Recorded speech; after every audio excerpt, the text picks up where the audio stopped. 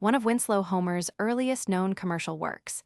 This sheet music cover was produced before he became famous for paintings of the sea and Civil War. Made when he was still a young lithography apprentice in Boston, trying to earn a living from illustration.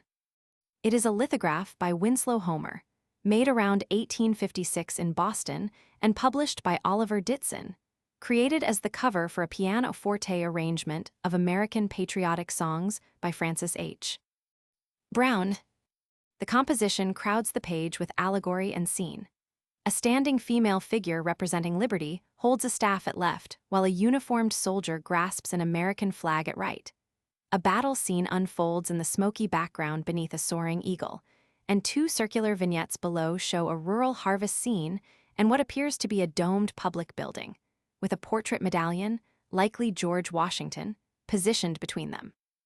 This piece belongs to a body of commercial lithographic work Homer produced in his apprentice years that is rarely exhibited alongside his celebrated paintings, making it an unusually candid record of how one of America's greatest artists actually began his career.